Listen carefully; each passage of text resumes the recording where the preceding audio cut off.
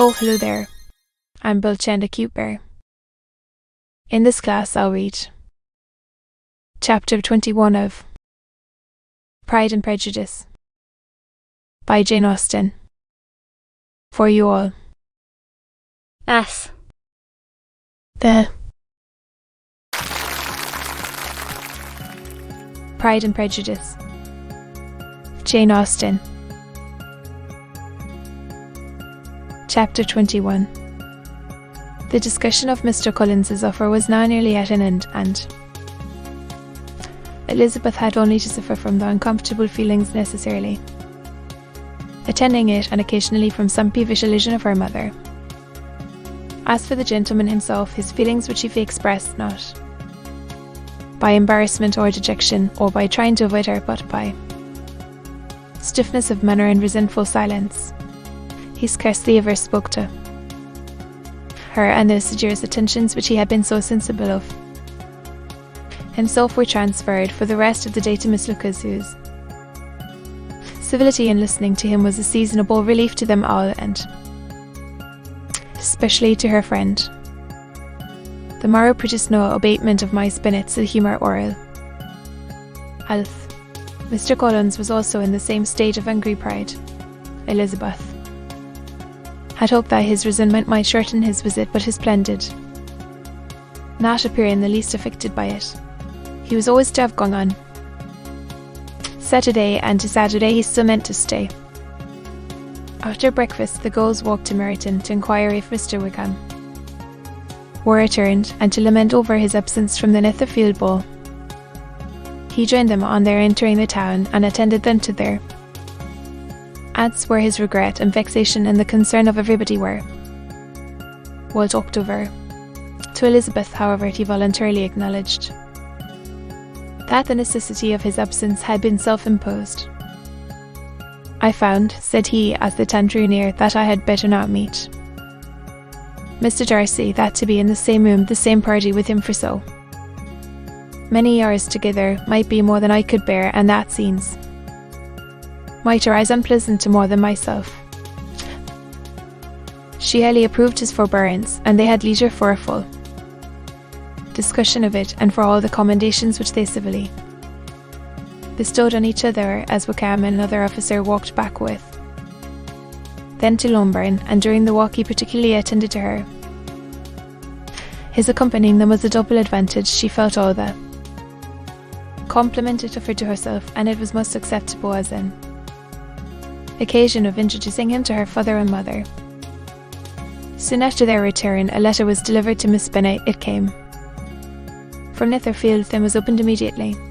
The envelope contained a sheet of elegant little hot-pressed paper, well covered with the lady's fair flowing hand, and Elizabeth saw her sister's countenance change as she read it, and saw her dwelling intently on some particular passages.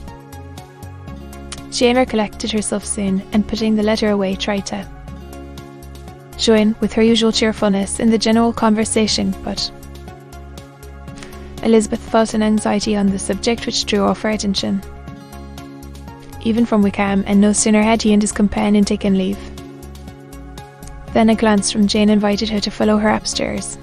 When they had gained their own room, Jane, taking out her letter, said, "This is from Caroline Bingley. What it contains has surprised me a good deal. The whole party have left Netherfield by this time, and are on their way to town, and without any intention of coming back again. You shall hear what she says." She then read the first sentence aloud, which comprised the information of their having just resolved to follow their brother to town directly, and of their meaning to dine that day in Grosvenor Street, where Mr. Hurst had a house. The next was in these words: "I do not pretend to regret anything I shall even henceforth accept your society, my dearest friend, but we will hope at some future period to enjoy many returns of that delightful intercourse we have known, and in the meanwhile may lessen the pain of separation by a very frequent and most unreserved correspondence. I depend on you for that."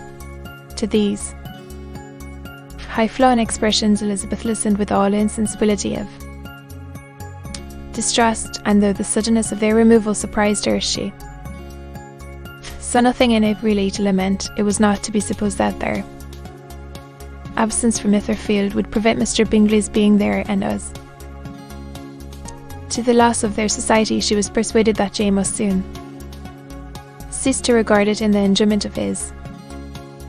"It is unlucky," said she, after a short pause, "that you should not be able to see your friends before they leave the country. But may we not hope that the period of future happiness to which Miss Bingley looks forward may arrive earlier than she is aware, and that the delightful intercourse you have known as friends will be renewed with yet greater satisfaction as sisters? Mr. Bingley will not be detained in London by then.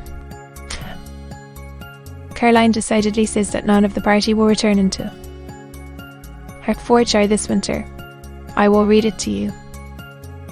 When my brother left us yesterday, he imagined that the business which took him to London might be concluded in 3 or 4 days, but as we are certain it cannot be so, and at the same time convinced that when Charles gets to town he will be in no hurry to leave it again, we have determined on following him thither, that he may not be obliged to spend his vacant hours in a comfortless hotel. Many of my acquaintance are already there for the winter. I wish I could hear that you, my dearest friend, had any intention of making one in the crowd, but of that I despair. I sincerely hope your Christmas in Hertfordshire may abound in the gaieties which that season generally brings, and that your beaux will be so numerous as to prevent your feeling the loss of the 3 of whom we shall deprive you. It is evident by this," added Jane, "that he comes back no more this winter. It is only evident that Miss Bingley does not mean he should." "Why will you think so?" "It must be his undoing. He is his own master." "But you do not know all. I will read you the passage which particularly hurts me. I will have no reserves from you. Mr. Darcy is impatient to see his sister, and to confess the truth, we are scarcely thus eager to meet her again. I really do not think Georgiana Darcy has her equal for beauty, elegance, and accomplishments, and the affection she inspires in Louisa and myself is heightened into something still more interesting from the hope we dare to entertain of her being hereafter our sister. I do not know whether I ever before mentioned to you my feelings on this subject, but I will not leave the country without confiding them, and I trust you will not esteem them unreasonable. My brother admires her greatly already. He will have frequent opportunity now of seeing her on the most intimate footing. Her relations, all which the connection is matches his own and his sister's. Partiality is not misleading me, I think, when I call Charles most capable of engaging any woman's heart, with all these circumstances to favour an attachment, and nothing to prevent it. Am I wrong, my dearest Jane, in indulging the hope of an event which will secure the happiness of so many? What think you of this sentence, my dear Lizzie? That Jane, as she finished it, is it not clear enough?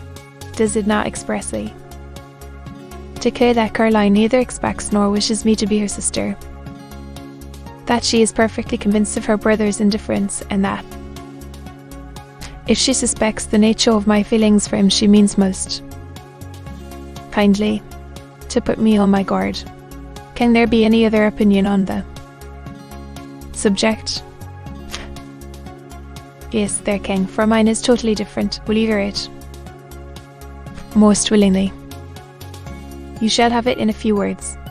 Miss Bingley sees that her brother is in love with you and wants him to marry Miss Darcy. She follows him to town in the hope of keeping him there, and tries to persuade you that he does not care about you.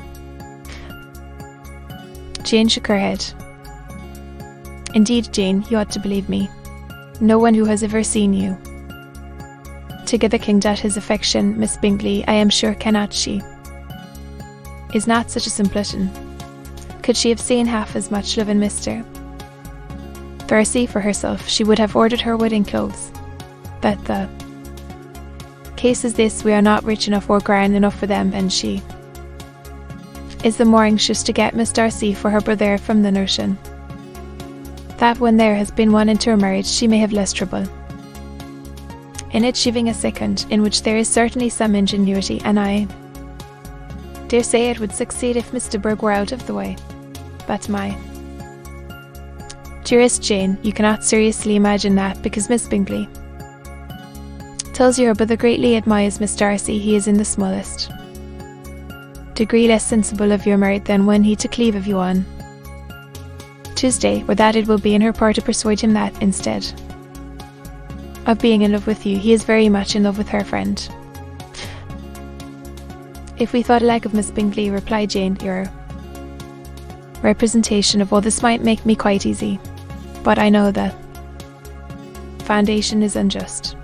Caroline is incapable of wilfully deceiving anyone, and all that I can hope in this case is that she is deceived herself.